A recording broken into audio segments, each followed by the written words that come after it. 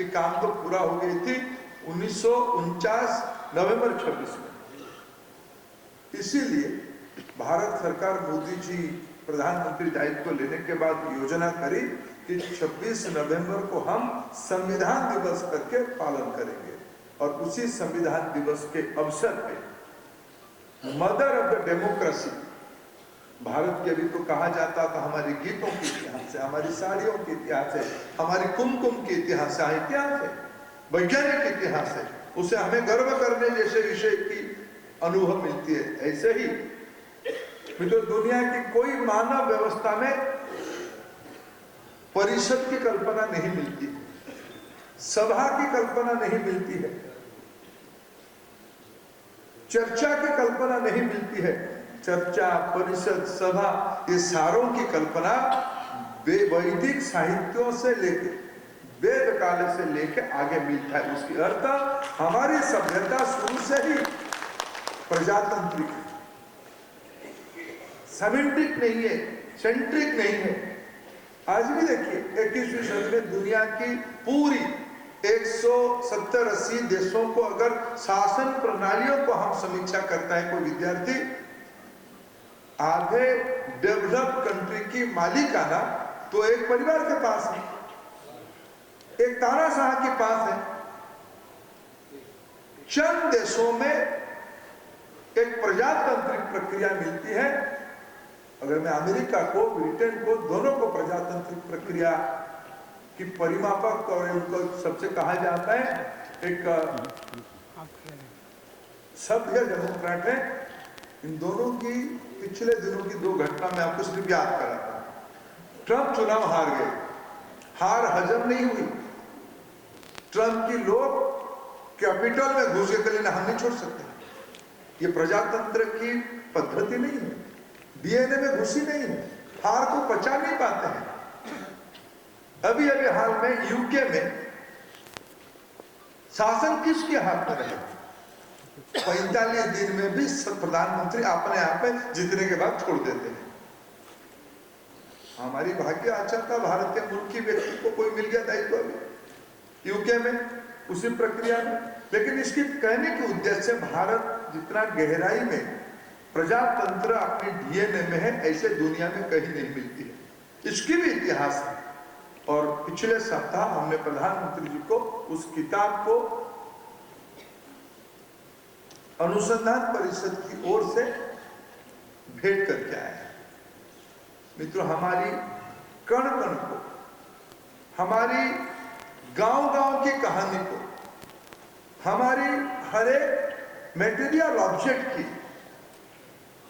जो आदि इतिहास है, मित्रों, ये कोई मेटेरियल दुनिया से जुड़ी हुई डेफिनेशन से सिर्फ खुद को सीमित नहीं करता है।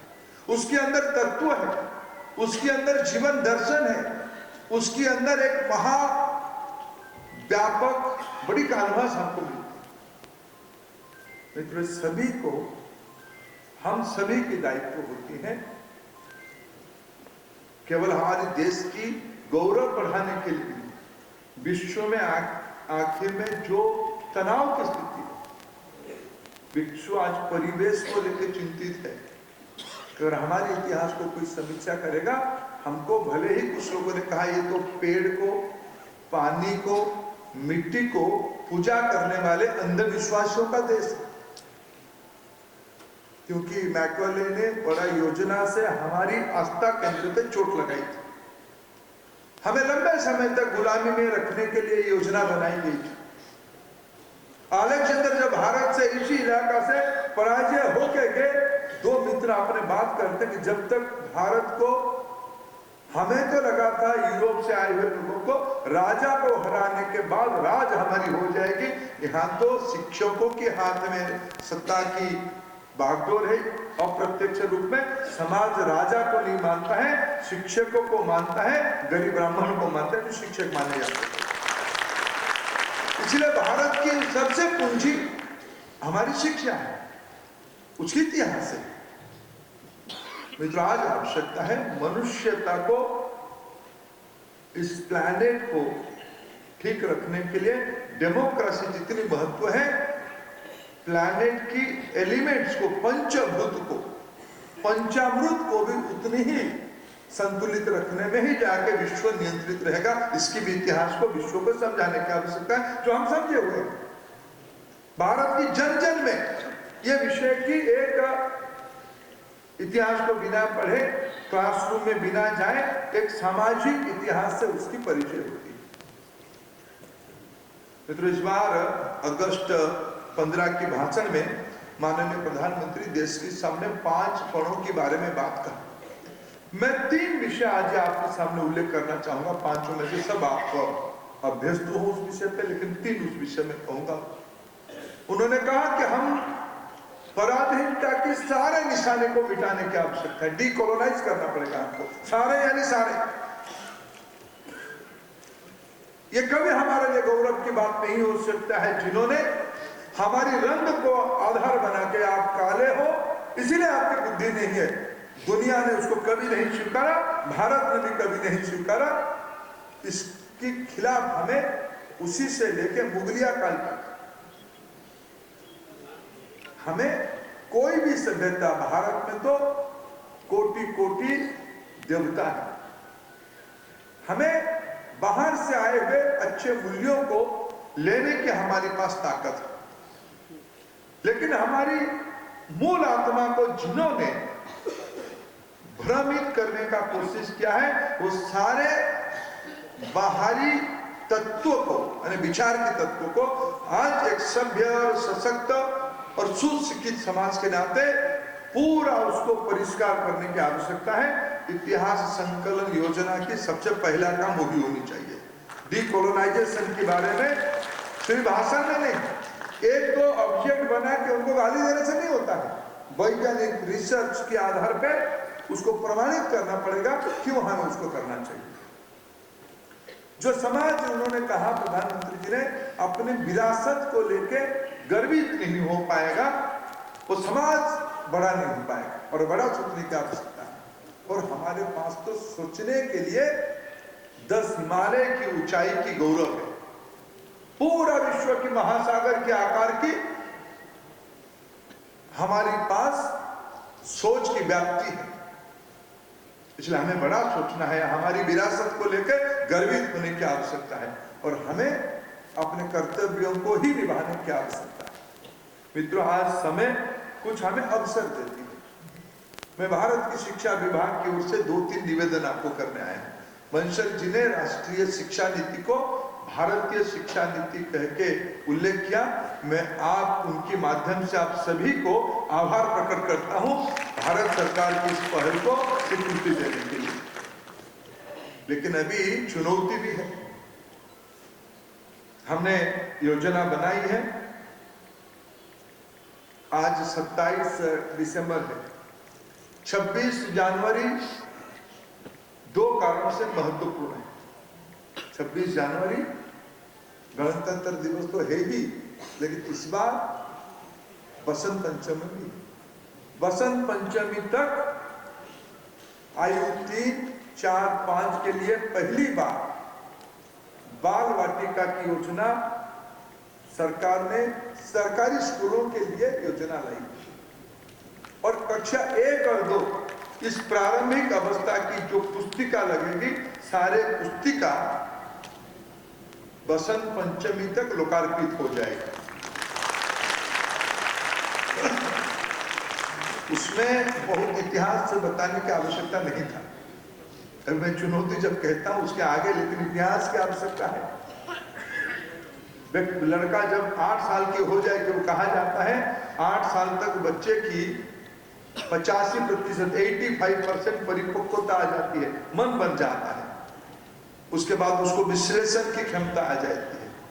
विश्लेषण की क्षमता आते हैं तो मैथमेटिक्स, साइंस तो पढ़ेगा ही, लेकिन उसको इस बार तथ्य पढ़ानी है, सत्य पढ़ानी है, सटीक इतिहास पढ़ानी है, चुनौती बढ़ जाती है। विवाद होगा, किसको छोड़ दिया, किसको रख दिया, ये विवाद होगा। लेकिन अगर हमारी अनुसंधान ठीक होगा, हमारी प्रमाण ठीक होगा, हमारी तर्क ठीक होगा, जो दायित्व आप सभी के ऊपर है, कक्षा 3 से लेकर 12वीं तक और उच्च शिक्षा में भी उच्च शिक्षा में भी, अनुसंधान तक, ये सारे में एक बार प्रोस्पेक्टिव को ठीक करने का राष्ट्रीय शिक्षा नीति अवसर देती है। मेरे पास कोई विचारा नहीं है, मैं आपकी शरण में आए हुए, आप उसको एक सिर्फ 2-4 पेपर लिख देना। अनेक प्रसंग है, जिन मित्रों ने अभी पाठ्य पुस्तक बना रहे हैं, मैं उनसे पूछ रहा था कि क्या कर रहे हैं, क्या क्या चुनौती आ रहा है। चुनौती आ रहा है उदाहरण का। अगर भारतीय शिक्षा व्यवस्था लागू करना है, कहानी की उदाहरण क्या होगी, सैक्रिफाइस की उदाहरण क्या होगी। क्या सैक्रिफाइस की उदाहरण जोरावर सिंह, फतेह सिंह होना नहीं चाहिए? क्या क्रूरता की उदाहरण नहीं होनी चाहिए? कुछ लोग डर भी सकते हैं, कुछ लोग डरा भी सकते हैं। नहीं डरना है, किसी की दबाव में नहीं आना है, उसको लेके आना है इस बार।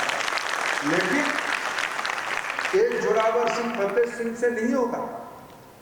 भारत की हर एक जिले में आज की कहानी है, कथा है, उदाहरण है, प्रेरणा है, उमंग है।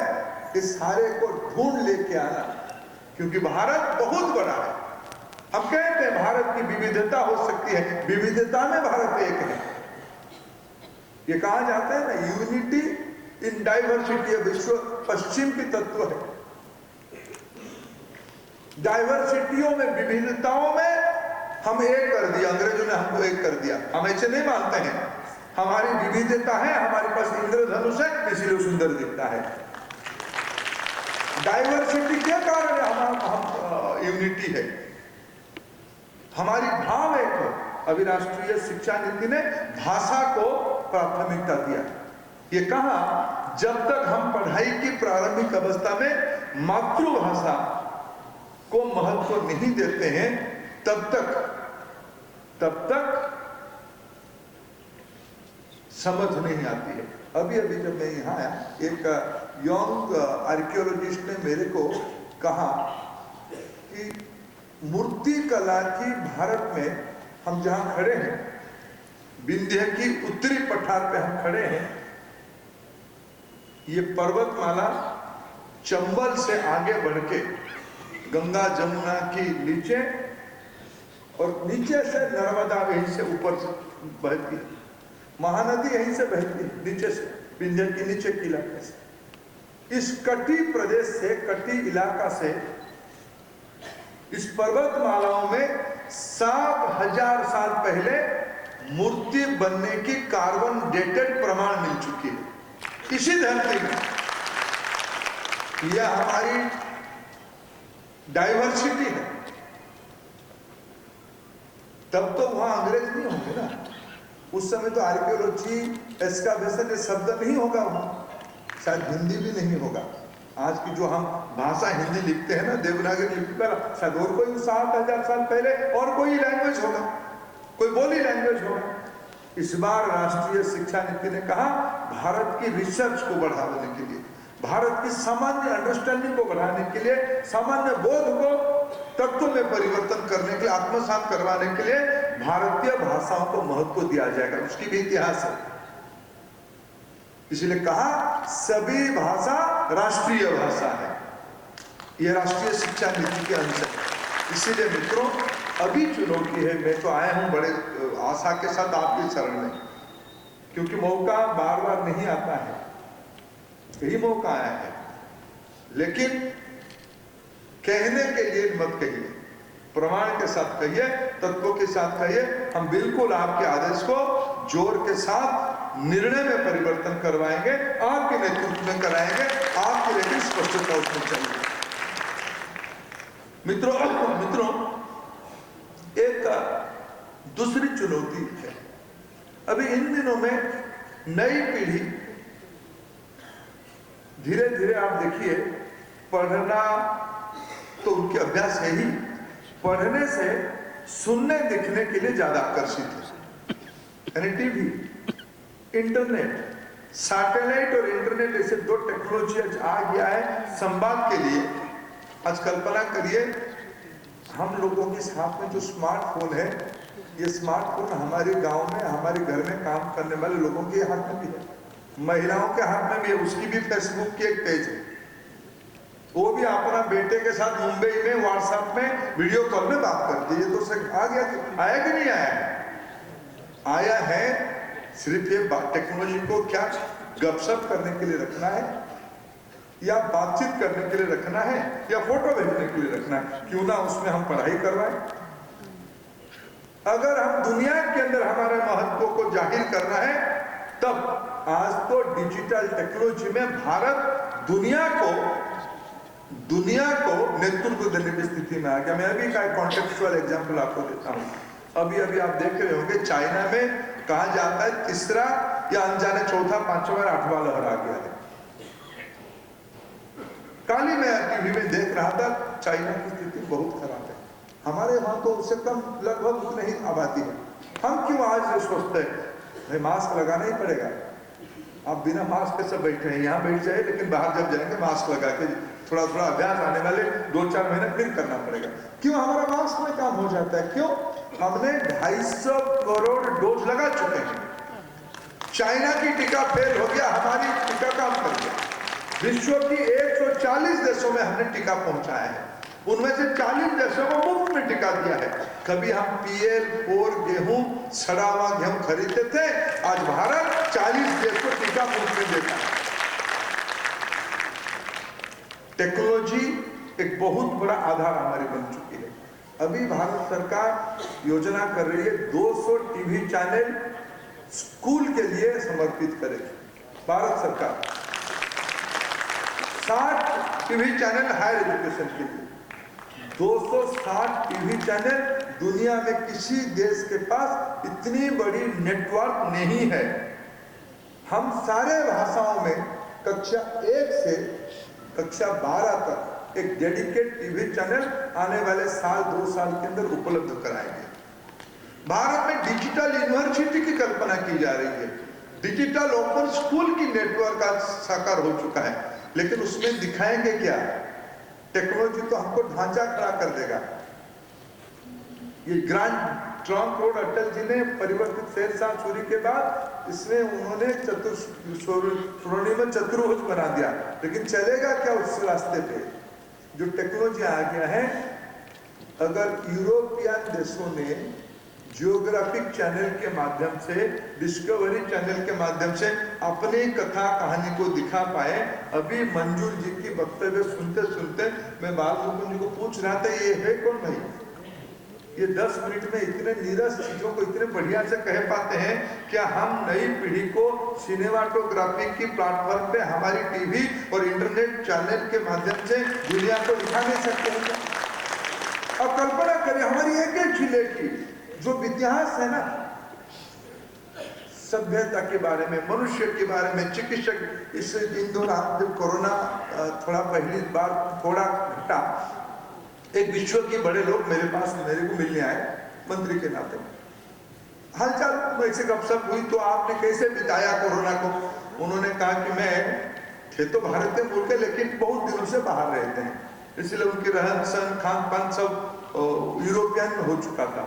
लेकिन मेरे को एक चीज आश्चर्य लगा। उन्होंने कहा कि आप कैसे क्या करते थे? बोले मैं सब नहा धो के थोड़ा डेरी में उठता था, काम धाम तो ऑफिस में नहीं था, लेकिन मैं 11 बजे मेरा ब्रंच करता था।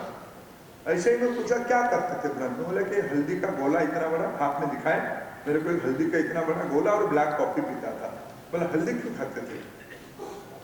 बोले हल्दी तो है जितना हमको रखा है, सारे औषधीय गुण उसमें है। अब कल्पना करिए अगर हम आने वाले दिनों में इतिहास की दृष्टि से सिर्फ नहीं, भारत की आयुर्वेद की इतिहास को अगर हम वैज्ञानिक तत्वों के साथ जोड़ के दुनिया को दिखाएं, आज योगा दुनिया के हर एक पार्क में होती है। अब कहीं जाइए विश्व में, आप सुबह सुबह देखिए उस शहर की पार्क में योगा होती है। आज हमारी चुनौतियां उस टीवी चैनल्स में दिखाएं क्या? मैं आपकी शरण में फिर दूसरे कारण से आया हूं, उसको सिनेमाटोग्राफ में इतिहास की पक्ष को, कला, साहित्य, संस्कृति, समाज, जीवन, नदी, पानी, वायु, पवन, ये सारे के बारे में एक अच्छे तरीके से प्रस्तुतिकरण का आप हमारी ज्ञान गुरु बनो, ये हमारी अपेक्षा है।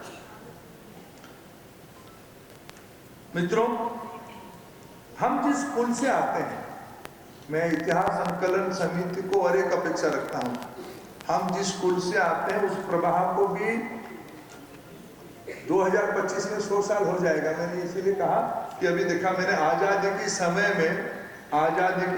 में किस प्रकार की गीत गाए जाते थे, उसकी एक संकलन बनी है। उस गीतों से तो उन्मादन आई थी, उस गीतों से तो प्रेरणा आई थी। उन दिनों में तो कोई इंटरनेट था नहीं, अखबार पर नहीं छपते थे इतने मात्रा में।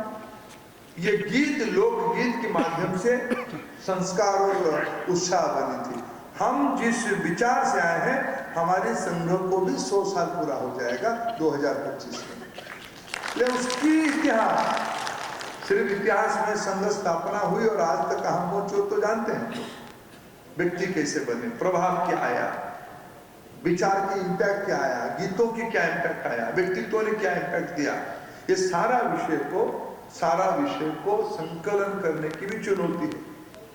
मित्रों, मनुष्य के अंदर परिवार शादी के बाद नहीं चलता है।